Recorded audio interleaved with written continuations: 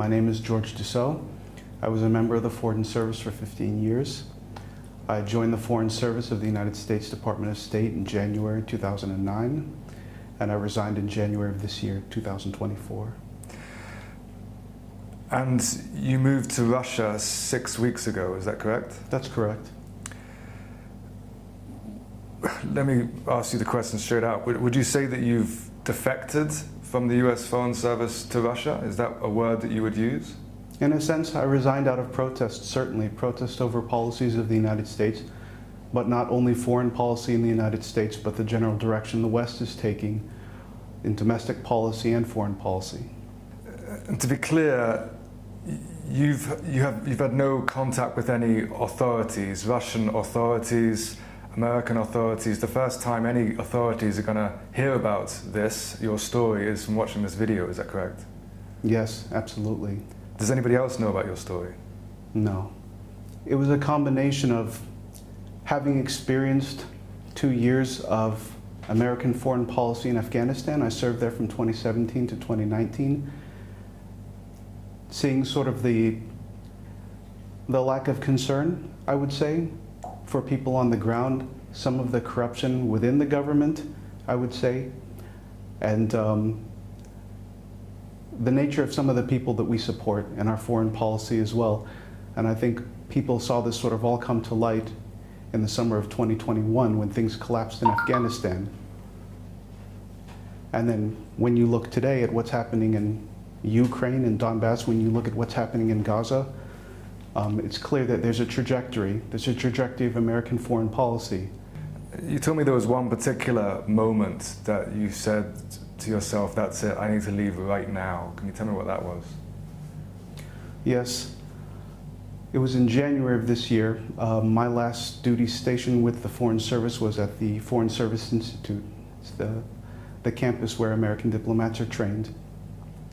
And there was a moment where they insisted that we observe a minute of silence for what they called victims of racism. At precisely the moment, this was with regard to Israel and Gaza, precisely at the moment when bombs were falling and Palestinian civilians were being killed en masse. And it was pretty clear that the intention of this moment of silence, this minute of silence, wasn't a minute of silence for victims of violence and of bombings, but victims of discrimination on the basis of anti-Semitism. But there was no opportunity given to observe a minute of silence for the Palestinian victims of the bombings. And that so outraged me that there was a moment where I told myself, if they actually come into the classroom where I was being trained and tell us we have to observe this minute of silence, I'm going to say something, I'm going to object. For whatever reason, they decided not to, our teacher, I should say, decided not to observe it because she wanted to plow through the course material. And I was sort of saved from having to say something, but afterwards I realized I'm getting to the point with these policies that if they continue at some point on a moral basis, I'm going to have to stand up for what I believe in. And then that would essentially be the end of my career. Because essentially, so how long were you in the service? 15 years. 15 years, and this happened over a process of realizing you were against the policies that were in place. And of course now you're in Russia.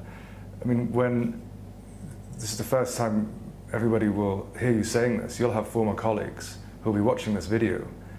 Will they be shocked, do you think, to see you in Moscow saying these things? Did you have to keep your mouth shut all these years? Certainly, yes.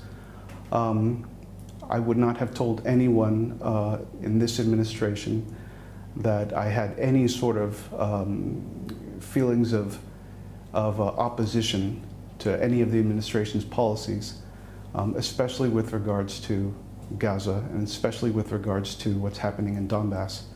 This isn't the sort of thing I would have discussed with anybody. It was a deeply personal and moral event that was happening inside of me. And what would have happened if you did raise issues with American foreign policy? I understand it's a civil service, the diplomatic service, but is there any room for criticizing some of these policies? In previous administrations, I would say yes, but things have taken a radical turn in the West in general. Opposition isn't something that's well tolerated in these days. People are canceled at the very least People are denied employment, they're denied promotional opportunities.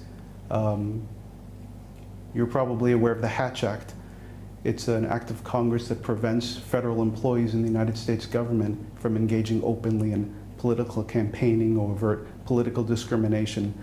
That's gone out the window since 2020. They openly criticize former President Trump, for example, in meetings, in training events. They openly disparage people with conservative or traditionalist views. There's no penalty for that in this day and age. And the penalty, if you speak out against this, of course, is to lose promotion opportunities, to lose your career.